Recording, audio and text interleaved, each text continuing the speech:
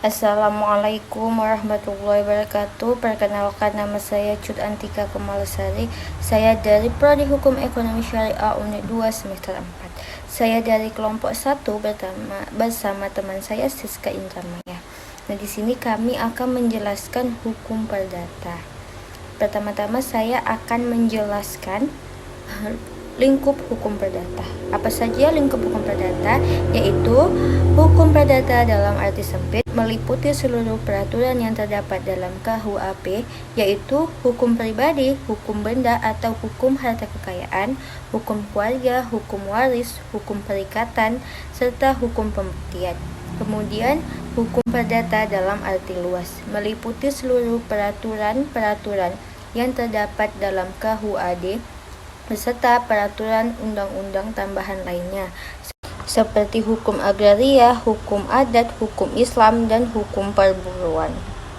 Kemudian, hukum perdata material adalah aturan-aturan hukum yang mengatur hak-hak dan kewajiban perdata, misalnya hukum dagang, hukum perkawinan, hukum waris, hukum perjanjian, dan hukum adat. Kemudian, hukum perdata formil adalah aturan-aturan yang mengatur bagaimana caranya melaksanakan serta mempertahankan hak-hak dan kewajiban-kewajiban perdata, atau hukum perdata material, misalnya hukum acara perdata.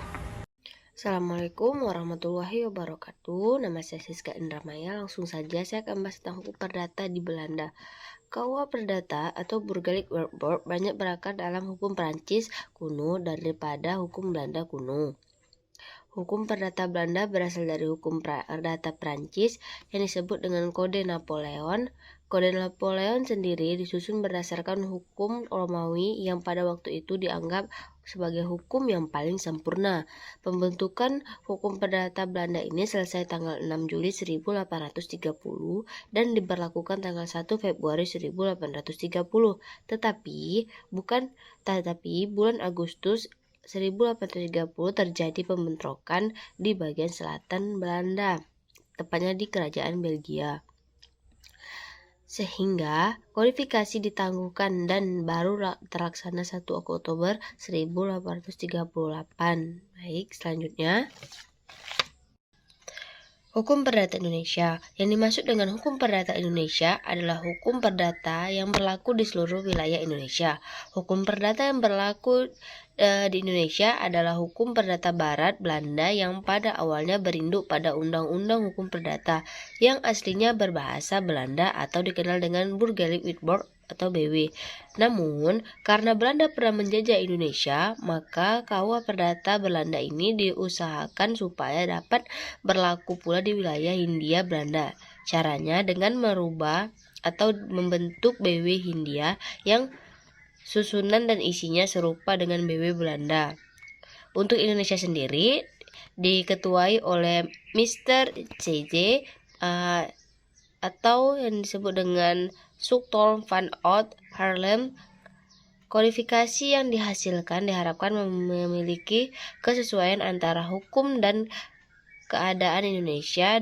Kemudian ada KUHP Perdata sebagai himpunan hukum tidak tertulis. Penerapan hukum tidak tertulis dalam putusan hakim hanya dilakukan hakim bila mana ia terpegang teguh pada jiwa keterlibatan pasal 27 ayat 1 Undang-Undang Nomor 14 Tahun 1970. Pelaksanaan pasal ini memerlukan penguasaan hakim terhadap materi kasus yang menjadi sengketa atau kemudahan mencari serta memberitahukan pasal-pasal mana di antara hukum tidak tertulis yang paling mendekati kesesuaian dengan kasusnya. Kemudian menyesuaikan jiwa pasal dengan asas-asas hukum tidak tertulis yang hidup dalam masyarakat. Kemudian selanjutnya ada SEMA nomor 3 tahun 1963. SEMA nomor 3 tahun 1963 kemudian menyatakan bahwa MA menganggap pasal 1238 KUA Perdata yang menyimpulkan bahwa pelaksanaan suatu perjanjian hanya dapat diminta di muka hakim apabila gugatan ini didahului dengan suatu penagihan tertulis, tidak berlaku lagi. Namun, melihat argumentasi yang telah disusun SEMA nomor 3 tahun 1963 pada dasarnya tidak memiliki kekuatan untuk membatalkan undang-undang seperti KUA Perdata. Dengan demikian, pasal 1238 KUA Perdata tetap berlaku dan memiliki kekuatan hukum Kemudian yang kedua saya akan menjelaskan hukum perdata nasional. Yang dimaksud dengan hukum perdata nasional adalah hukum perdata yang berlaku bagi seluruh wilayah di Indonesia. Hukum perdata yang berlaku di Indonesia awalnya adalah hukum perdata Barat Belanda yang pada awalnya berinduk pada Kitab Undang-Undang Hukum Perdata yang aslinya berbahasa Belanda atau dikenal dengan Burgerlijk Wetboek atau dikenal dengan BW.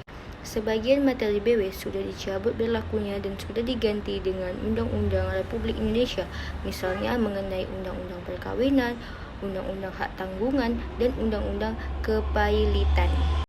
Ada sumber hukum perdata. Vollmer membagi sumber hukum perdata menjadi 4 macam, yaitu KUA Perdata, Traktat, Jurisprudensi, dan Kebiasaan. Dari keempat sumber tersebut dibagi lagi menjadi 2 macam, yaitu sumber hukum perdata tertulis dan tidak tertulis.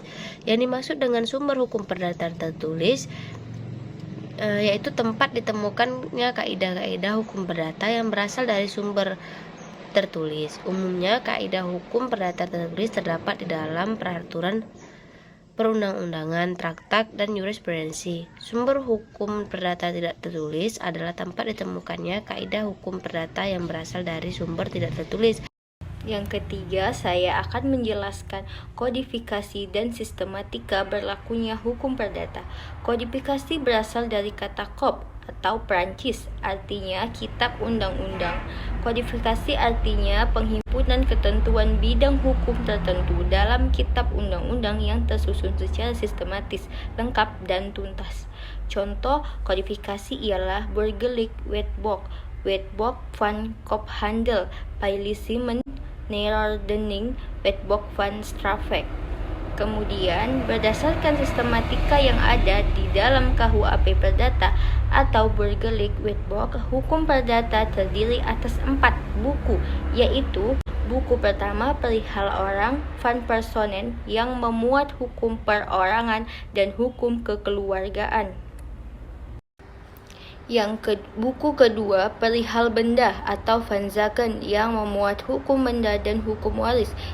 Buku ketiga perihal perikatan van verbintenissen yang memuat hukum harta kekayaan yang berkenaan dengan hak-hak dan kewajiban yang berlaku bagi orang-orang atau pihak-pihak tertentu.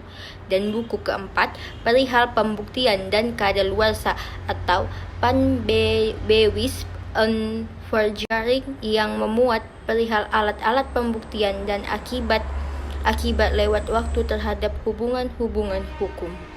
Kemudian yang terakhir yaitu ada penafsiran undang-undang yang mengandung ketentuan umum. Hukum pada dasarnya merupakan sistem terbuka, tetapi dalam sistem hukum itu terdapat sistem terbuka dan sistem tertutup.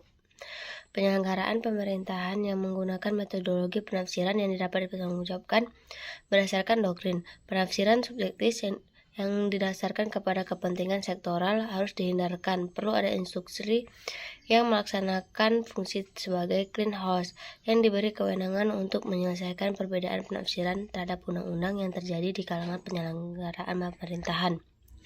Undang-Undang Nomor 10 Tahun 2004 tentang pembentukan peraturan perundang-undangan perlu disempurnakan untuk lebih memperjelas atas kewenangan lembaga yang terikat. Bahasa peraturan perundang-undangan harus taat asas mengikuti kaidah-kaidah tata bahasa Indonesia yang baik, jelas, dan benar. Dokumen penyusunan dan pembahasan peraturan perundang-undangan perlu disusun dengan instruksi yang membentuk serta mudah diakses oleh pihak yang berkepentingan. Sekian dari saya. Wassalamualaikum warahmatullahi wabarakatuh.